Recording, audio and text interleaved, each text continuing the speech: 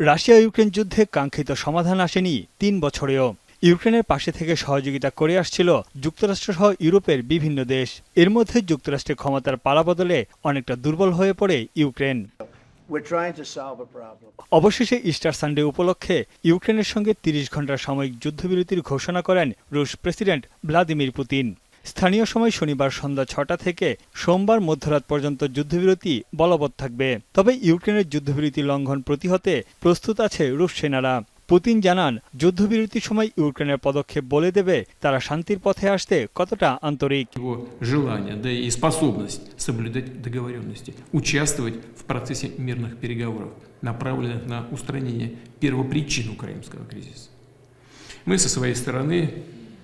К ним всегда были готовы и всячески приветствуем. Bundle থাকলে প্রতি সেনমানিতে টাকা বাঁচবে। বিকাশ সেনমানি বান্ডেল কিনে জিতুন প্রতি লেনদেনে। এদিকে ইউক্রেন প্রেসিডেন্ট জেলেনস্কির অভিযোগ, সাময়িক যুদ্ধবিরতি দিয়ে ফায়দা লোটার চেষ্টায় আছেন পুতিন। সামাজিক যোগাযোগ মাধ্যমের এক পোস্টে তিনি বলেন, এর মধ্য দিয়ে মানুষের জীবন নিয়ে খেলার নতুন পায়তারা করছেন পুতিন।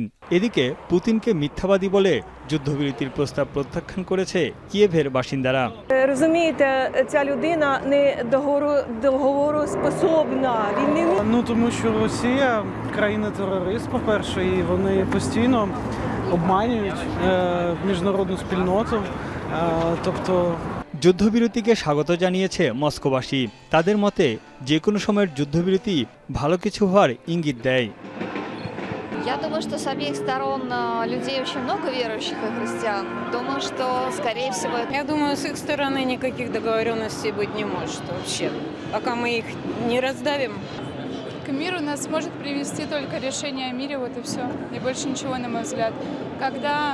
বিশ্লেষকদের ধারণা, হুট করে যুদ্ধবিরতি দিয়ে ট্রাম্পকে আপাতত শান্ত করার চেষ্টা করছেন পুতিন।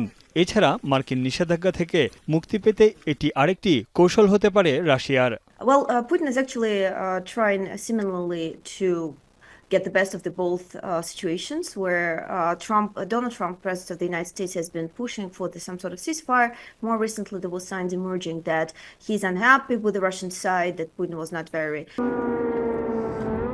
এদিকে যুদ্ধবিরতির ঘোষণার পরই ইউক্রেন জুড়ে বেজে ওঠে বিমান হামলার সাইরেন।